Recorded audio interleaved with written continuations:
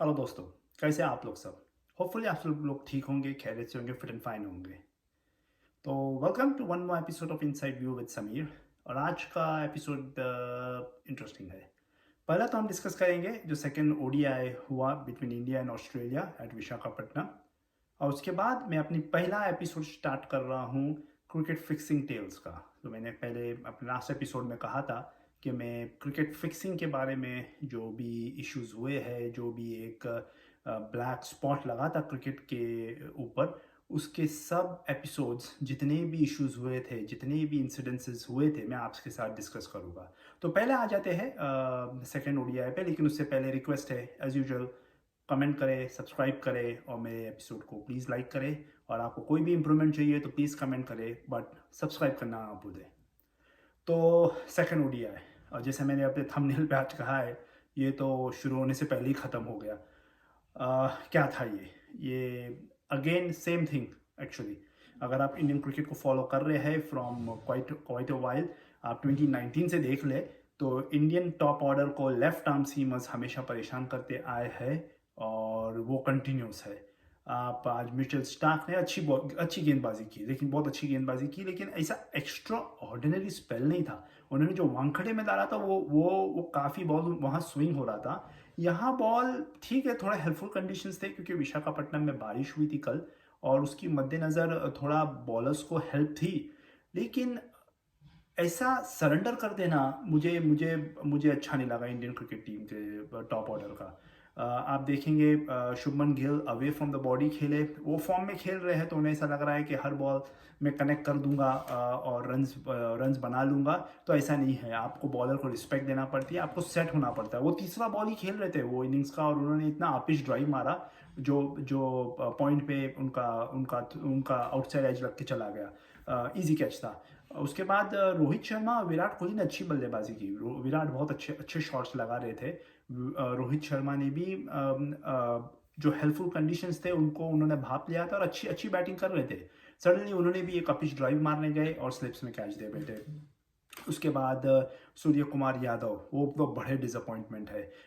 उनका उनका आउट होने का डिसमिसल तो मुझे पहले ही वनडे की याद दिला दिया। मुझे ऐसा लगा कि पहले वनडे का मैं एक्शन रिप्ले देख रहा हूँ। सेम बॉल, सेम स्पॉट पे बॉल पिच हुआ, सेम तरीके से मिचेल स्टार्क ने बॉल डाला, वो अंदर आया, वो एलबीडब्ल्यू हो गए। इनफैक्ट वो उनको आउट करके हंस रहे थे और वो दिखा रहा था कि वो उनको आउट करने के लिए कितने कॉन्फिडेंट थे। सूर्य कुमार यादव को अपनी गेम के बारे में कुछ सोचना होगा। उन्होंने अभी 22 वनडे खेल लिए हैं, उनका एवरेज सिर्फ वनडे में सिर्फ 25 है। ये आई डोंट थिंक ज़्यादा दिन तक सेलेक्टर्स चलाएंगे, क्योंकि उनको बहुत बड़ा रोप मिला है, क्योंकि उन्होंने T20 में अच्छा परफॉर्मेंसेस दिए हैं। लेकिन इसका मतलब ये नहीं होता है कि वो कंटिन्यूस ऐसे ऐसे वनडे में ऐसा खेलते जाएंगे। ये तो ऑब्वियस था कि मिचेल स्टार्क बॉल अंदर लाएंगे, उनको सभी को पता था, देखने वालों को भी। और वो पिच बॉल ऐसा भी नहीं कि ऊपर पिच हुआ था, वो बॉल गुड लेंथ पे पिच हुआ, और वहाँ से अगर बॉल अंदर आ रहा है तो आपको इंटरनेशनल लेवल पे आपको एडजस्ट कर लेना है। लेकिन वो जिस जिस हिसाब से खड़े रहते हैं ओपन स्टांस के साथ मिचेल स्टार्क के सामने, जो ठीक है लेफ्ट हैंडर जब बॉलिंग डाल रहा है तो आप ओपन स्टांस के साथ खड़े रहते हैं तो आपको बॉल बराबर विजिबल आपको दिखे अगर वो अंदर आ रहा है। लेकिन फिर भी उन्होंने वो आउट हो गए, वो बॉल मिस कर गए, और एलबीडब्ल्यू प्लम था वो, उसमें कोई दो राय नहीं थी। विराट कोहली अच्छा खेल रहे थे, लेकिन अगेन वही क्रॉस खेलने में वो फिर से एलबीडब्ल्यू हो गए। वो उन्होंने बेहतरीन, वो 30 रन उन्होंने मारे, वो बहुत अच्छे दिख रहे थे, ऐसा लग रहा था बड़ा स्कोर मारेंगे। और इस ग्राउंड पे उनके 4 सेंचुरीज है लास्ट 6 गेम में, तो और एक 99 है और एक 0 है और एक 65 है। 3 सेंचुरीज है, 199 है और 165 और एक 0 है। और आज जिस हिसाब से उन्होंने 30 रन मार दिए थे, मुझे लगा था कि आज वो बड़ा स्कोर मारेंगे, लेकिन वो क्रॉस खेल के फिर से एलबीडब्ल्यू हो गए शॉन एबट के बॉल पे। और उसके बाद तो इंडिया इंडिया स्लिप ही हो गया। राहुल अगेन सेम तरीका, लेफ्ट आर्म सीमर बॉल डाल रहा है, टप्पा खा के बॉल अंदर आए, मिस कर गए, एलबीडब्ल्यू। और उसके बाद तो इंडिया का संभलना मुश्किल था। बॉल पिच में जान थी, और हार्दिक पांड्या का जो कैच उठाया है स्टीव स्मिथ ने स्लिप में, oh it was a delight. वो फ्लाइंग स्लिप बोलते हैं ना, वो कैच लेना बहुत डिफिकल्ट होता है जब बॉल फ्लाई हो रहा है, और आपको बस एक अटेम्प्ट करना है फ्लाई जंप मार के, और वो उन्होंने बेहतरीन कैच पकड़ा। वो मेरे हिसाब से कैच ऑफ द ईयर था वो। उनका उनका वो catch I think one of the best होगा इस साल का। लेकिन हार्दिक पांड्या की भी गलती थी, आउटसाइड दी ऑफ स्टंप उन्होंने बॉल को छेड़ा और कैच दे बैठे। अब ये यही दर्शाता है, जब जब भी पिच में थोड़ा बहुत मूवमेंट होता है, कुछ जान होती है, तो हमारा top order specially left arm seamers के सामने टोटली फ्लॉप हो जाता है।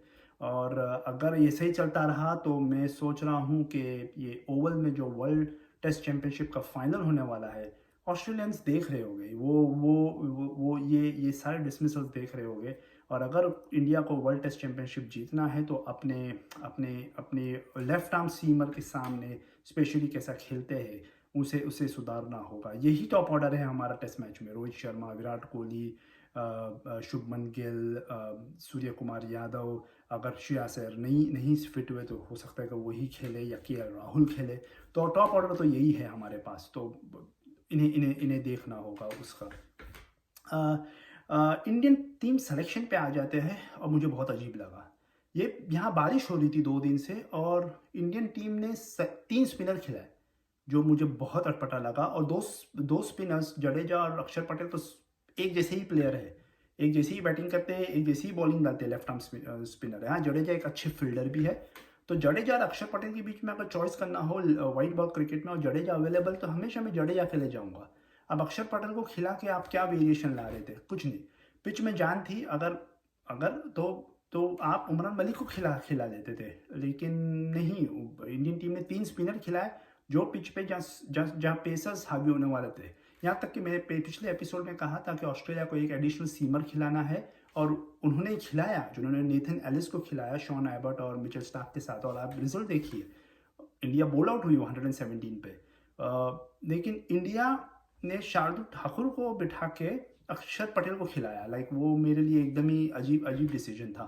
अगर आप शार्दुल के बिठाना चाहते हैं तो एक स्पेशल बॉलर को लाइए। उमरान मलिक थे, लेकिन ये डिफेंसिव अप्रोच था। लाइक और पता नहीं लोग इससे सहमत होंगे कि नहीं, लेकिन रोहित शर्मा की कैप्टनसी मुझे थोड़ी डिफेंसिव लगती है। वो specially in white ball cricket वो मोर ऑफ एक बैट्समैन चाहते हैं नंबर 8 पे, मोर देन अ बॉलर। और वो इंग्लैंड का अप्रोच अपनाना चाहते हैं, लेकिन इंडिया वैसी टीम नहीं है कि हर बैट्समैन आके मारेगा। वैसा अप्रोच वो इंग्लैंड का प्लेयर्स है, वैसा उन्होंने सालों से वैसी टीम बनाने की ट्राई की है और अभी उसके रिजल्ट्स उनको मिल रहे हैं। इंडिया के पास वो फॉर्मूला नहीं है, तो आप प्लीज़ कॉपी मत कीजिए।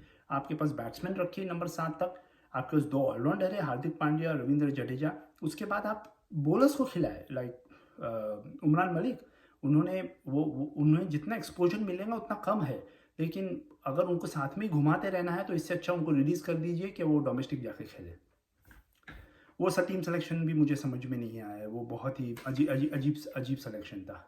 अब होपफुली चेन्नई में तीसरा वनडे है, वहाँ बहुत ज़्यादा टर्न होता है, तो होपफुली वहाँ स्पिनर्स का ज़्यादा रोल होगा बजाय मीडियम पेसर या फास्ट बॉलर्स का। ऑस्ट्रेलिया जब बैटिंग पे आया तो बड़ा ऑब्जेक्टिव नहीं था उनके सामने। 117 बना रहे थे और उन्होंने ये आसानी से कर दिया। अब मुझे डिसअपॉइंटमेंट ये बात हुई कि इंडिया की तरफ से कोई फाइट बैक नहीं लगा। 1 विकेट, 2 विकेट, 3 विकेट कुछ होते तो ऐसा लगता कि इंटरनेशनल गेम हो रहा है। Mohammed Shami, Siraj Carey short ball पे शॉर्ट बॉल करते गए और उनको लगा कि पिच में थोड़ी जान है, शॉर्ट बॉल डालेंगे तो बैट्समैन फंस सकता है, लेकिन वैसा कुछ नहीं हुआ। वो शॉर्ट बॉल टारगेट पे नहीं थी, outside the off stump, wide ball down the leg stump, और हाफ वॉलीज उसके बाद प्रेजेंट किया और उस पर मिचेल स्टार्क और ट्रेविस हेड ने जम कर इनकी धुनाई की। मिचेल स्टार्क तो बहुत अच्छे फॉर्म में दिख रहे हैं, और अगर इंडिया को इस सीरीज़ जीतना है चेन्नई में तो मिचेल स्टार्क को जल्दी आउट करना होगा। ट्रेविस हेड भी फॉर्म में ही है और उन्होंने भी उन शॉर्ट बॉल्स का बेहतरीन कट शॉट, पुल शॉट खेल के गेम को ख़त्म कर दिया। 11 ओवर में ऑस्ट्रेलिया ने 121 रन बना दिए। बहुत ही क्लूलेस लगी इंडियन टीम आज मुझे। कोई फाइट बैक नहीं, बैट्समैन सीम बॉलिंग के सामने स्ट्रगल कर रहे हैं। और मैं ये नहीं कहूँगा कि क्वालिटी सीम बॉलिंग नहीं थी, लेकिन इंटरनेशनल लेवल पे आप एक मिचेल स्टार्क जैसा बॉलर अगर बॉलिंग डाल रहा है फास्ट लेफ्ट आर्म, तो आप तो ये एक्सपेक्ट करेंगे। Horrible performance and hopefully they will come back in Chennai to make it 2-1। Everything to play for in Chennai. तो होपफुली इंडिया का टीम सिलेक्शन राइट होना चाहिए। अब वहाँ स्पिनर्स की ज़्यादा ज़रूरत रहेगी क्योंकि चेन्नई की पिच हमेशा स्पिन को ज़्यादा सपोर्ट करती है। अगर आप मुझसे कहें तो मैं यजुवेंद्र चहल, कुलदीप यादव दोनों को खिलाऊंगा। हार्दिक पांड्या को मैं मेरा तीसरा सीमर रखूंगा। शमी, सिराज और रविंद्र जडेजा मेरे तीसरे बाकी के स्पिनर्स रहेंगे। तो आपको वेरिएशन मिल जाता है। आपके पास एक लेफ्ट आर्म चाइना मैन है, लेग स्पिनर और लेफ्ट आर्म स्पिनर भी है, और आपके पास दो अच्छे सीमर है, सिराज और शमी, और Hardik Pandya to back them. तो देखते हैं क्या होता है चेन्नई में। But it was a disappointing performance from India. अब आज से मैं, जैसा मैंने कहा मेरे शो के स्टार्ट में, कि मैं एक सीरीज स्टार्ट कर रहा हूँ फॉर क्रिकेट फिक्सिंग टेल्स। और पहला जो एपिसोड में डिस्कस करूँगा, मैं आपको ले चलता हूँ 1994 में। It was between Shane Warne and Saleem Malik. अब ये जो भी मैं आपको इंस्टेंस बता रहा हूँ, ये मैंने शेन वॉर्न की ऑटोबायोग्राफी में पढ़ी है, और वर्ड टू वर्ड मैं आपको बताऊंगा। इसमें कुछ मैं मिलावट नहीं कर रहा हूँ, या मैं अपनी तरफ से कुछ ऐड नहीं कर रहा हूँ। तो ये उन्होंने, शेन वॉर्न ने अपनी ऑटोबायोग्राफी में क्लियरली मेंशन किया है कि मैच फिक्सिंग एपिसोड उनको कैसा इफेक्ट कर गया था। अब बात ले है 1994 में, जब पहला टेस्ट खेल रही थी पाकिस्तान और ऑस्ट्रेलिया इन कराची। टेस्ट मैच बहुत बढ़िया चल रहा था, और आखिरी दिन पे पाकिस्तान को 159 रन्स चाहिए थे। तो फोर्थ डे जब ख़त्म हुआ, Pakistan was around about 151 for 3, और उन्हें लास्ट दिन पे कुछ 159 चाहिए थे। टोटल 314 रन्स बनाने थे फोर्थ इनिंग्स में टेस्ट मैच जीतने के लिए, जो उन दिनों में बहुत होते थे।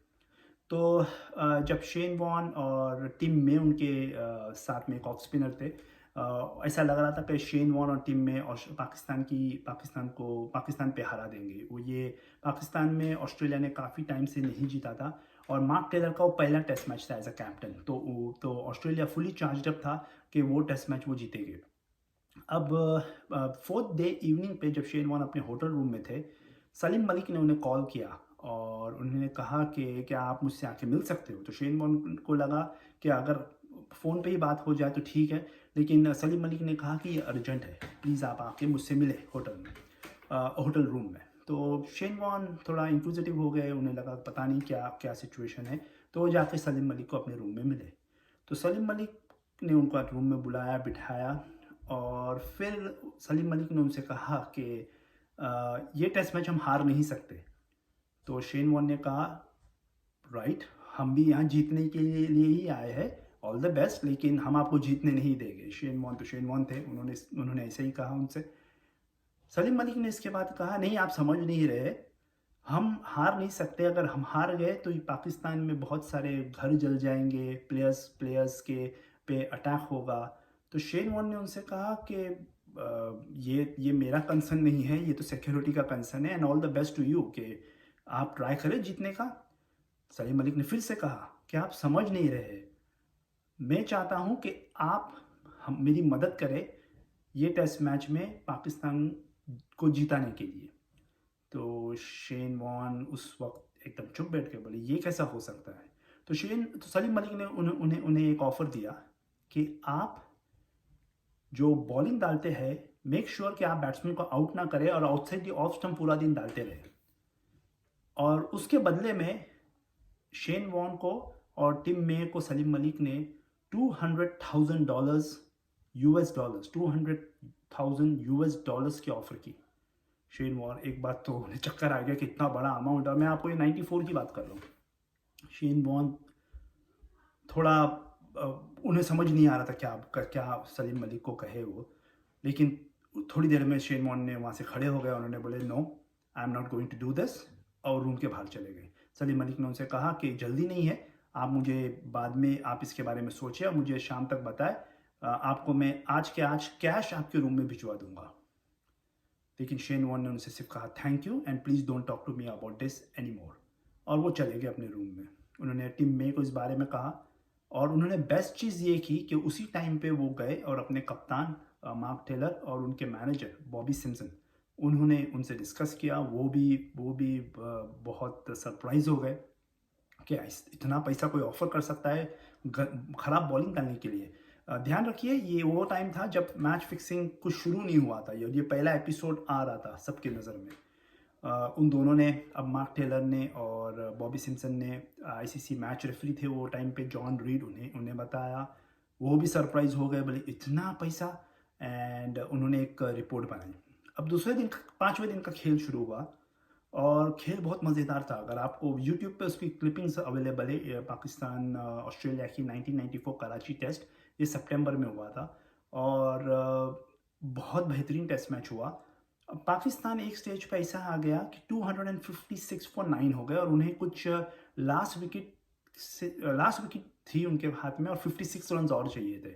इंजमाम उल हक और मुश्ताक अहमद बैटिंग कर रहे थे और शेन वॉर्न ने उस इनिंग्स में बेहतरीन बॉलिंग की थी। उन्होंने तो वो दूसरे दिन आए थे, उन्होंने सलीम मलिक की जो बातें थी वो उन्होंने अपने दिमाग में रखी थी और उसके मद्देनज़र वो ऐसी बॉलिंग डालते जा रहे थे। उन्होंने 4 विकेट ले ली थी वो इनिंग में और वो हर हर हर कोशिश कर रहे थे कि वो ऑस्ट्रेलिया वो मैच जीते ताकि सलीम मलिक को एक जवाब दे सके।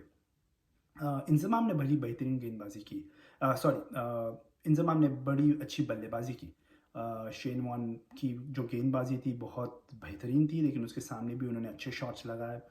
मुश्ताक अहमद जो आखिरी नंबर 11 थे वो भी थोड़ा कॉन्फिडेंट होते गए और उन्होंने भी रन्स मारना शुरू किए और जब 20 रन बाकी थे तो इंजमाम ने चार्ज किया, उन्होंने कुछ बड़े शॉट्स लगाए। यहाँ तक कि गेंद आ गई लास्ट 3 रनों पे। जब 3 रन चाहिए थे तब तब आप देखिए सर्कमस्टेंसेस कैसे है। शेन वॉर्न ही बॉलिंग डाल रहे हैं, इंजमाम बैटिंग कर रहे हैं और सलीम मलिक जो कैप्टन है वो वॉच कर रहे हैं, जिन्होंने शेन वॉर्न को ऑलरेडी ये मैच हारने के लिए ऑफर दी थी। शेन वॉर्न ने मार्क टेलर से डिस्कस किया कि ये 3 रन कैसे बचाया जाए। उनका एक प्लान था। शेन वॉर्न मास्टर थे बैट्समैन को प्लान करके आउट करने में। उनकी स्ट्रैटेजी ये थी कि वो लेग साइड का में एक बड़ा गैप रख दे और बॉल को पिच करे स्टम्प्स पे और फास्ट लेग ब्रेक डाले जो टर्न हो और इंजमाम पॉसिबली कैच आउट हो जाए, कॉटन बोल्ड हो जाए या ऑफ पे कैच दे बैठे या स्लिप्स में या स्टंप हो जाए। शेन वॉर्न ने बॉल डाली, इंजमाम ने उन्हें लेग साइड का जो गैप था उस पर एक बाउंड्री मार के गेम ख़त्म होने की ट्राई की। उन्होंने बॉल मिस हुआ और शेन वॉर्न को लगा कि हिली स्टंप कर देंगे, लेकिन इयन हिली ने भी वो बॉल इयन हिली से भी छूट गया और बॉल बाउंड्री चला गया। पाकिस्तान जीत गया। बहुत ही अनयूजुअल सर्कमस्टेंसेस थे कंसिडरिंग जो एक रात पहले जो बातचीत हुई थी शेन वॉर्न और सलीम मलिक के बीच में। पाकिस्तान वो मैच जीत गया 1 विकेट से। सब जगह जश्न था। शेन वॉर्न को मैन ऑफ द मैच दिया गया और शेन वॉर्न जब मैन ऑफ द मैच लेके वापस आ रहे थे तब सलीम मलिक ने उन्हें टॉन्ट करके कहा, इससे तो अच्छा होता कि आपको जो मैंने कैश ऑफर किया था आप वो रख लेते। शेन वॉर्न उस टाइम पे बहुत वो पलट कर जवाब देना चाहते थे, लेकिन उन्होंने अपने आप को कंट्रोल किया।